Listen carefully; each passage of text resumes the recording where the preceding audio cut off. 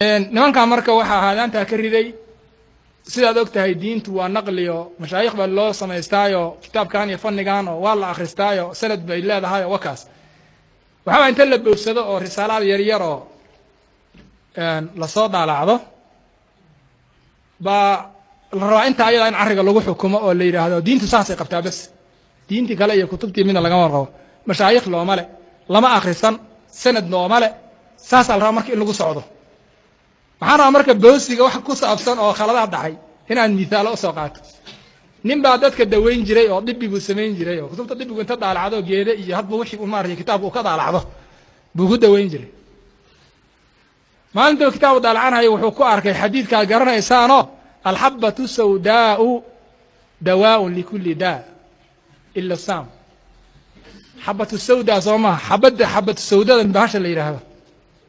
cudur kasta daaway u tahay waxaan geeri ka ahayn baa xadiidku saas u ahaa waana macluuma waa la yaqaan xadiidka marka wuxuu u kiciyay marka alhayatu sawdaa abeesada madow dawaa'un likulli daa'im buu u kiciyay marka xadiidka waanin marka dadka daweeyo loo yimaado wax ku qaateen ma ogtahay baadi goob uu galay marka abeesa madow buu soo helay baashi uu dadkii u jarjaray dadkii daweynahay inta u maraqeeyay waraabiye marka baashi qofkii uu siiyay kow baashada waa moogtahay waa sun weeyaan dadkii markii intaas qof dhinteen ba weerar lagu soo qaaday maxaa dadka ku sameeyay dadku waa daweeyay maxaa ku daweeyay hadda xadiidkii waan cuskaday oo wuxuu yiri nabiga yiri alhayatu sawdaahu dawaa'un likulli daa nabiga soo madhihi miraabe samado qofkii cuna bas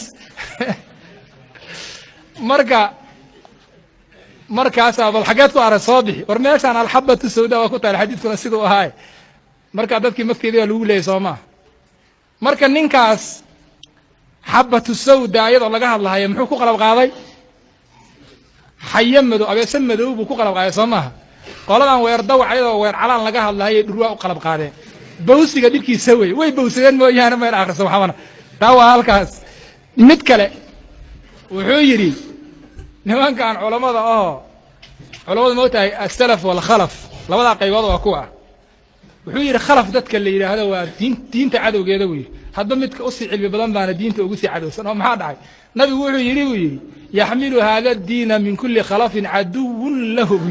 hada xadiidku saa u galay oo garan kartaa marka meesha wado xadiidka nabiga kaleey salaatu wasalaam yaxmilu hada ad-diin min kulli khalafin uduluhu wa diinkan waxa xambaari doona dadka khalafka kuwooda caadiliinta waa culimada marka khalafka nabiga tazkiyay way fiican yihiin Soomaa marka uduluhu wuxuu u kiciyay aduun lahu markaas waxa uu soo baxday qof kasto khalaf oo cilmi leh inuu diinka cadow ku yahay baa soo baxday bal wixii laga hadlay ninka meesha ka dhacay fiiri dawsiga dibku leeyahay ka mid tahay mid kale wuxuu arkay xadiidka nabiga kaleey salaatu wasalaam ka warramay oo nabigu nadara ila mir'at markuu muraayad nabigu isku fiiriyo wada wajigiisa quruxda badnaa waa arkaya ilaa muraayad isku fiiriso ma wajigaada kama warqabtid markuu nabigu wajigiisa muraayad ka arko muxuu oran jiray allahumma ahsin khuluqi kama ahsanta khalqi ilaahayow sida abuurideeda adu qurxisay wajigiisa quruxda loo dhameeyay buu arkaya ilaahu sidaas oo kale dabeecadeedana u wanaaji buu nabigu ku ducaysan jiray wuxuu u kiciyay marka nabigu wuxuu ahaa idaa kaana ila almar'ati idaa nadara ila almar'ati hadduu nabigu naag arko fiiriyo buu markaasaan ku ducaysan jiray ninkii marka sunnadii waan dabaqahayaa buu leeyahay suuqu soo aadahayaa hadba gabar qurxoon buu fiirinaya markaas wuxuu leeyahay allahumma ahsin khuluqi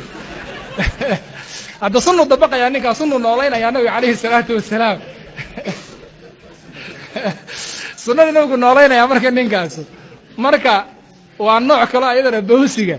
dhibaatadiisa ka mid ah haddaba marka waxaan leenahay nimankaas wixii ay bowsadeen waxay noqotay habatu sawdaa iyo hayatu sawdaa noqotay diinta akhris loogu noqdo beentana dadka laga daayo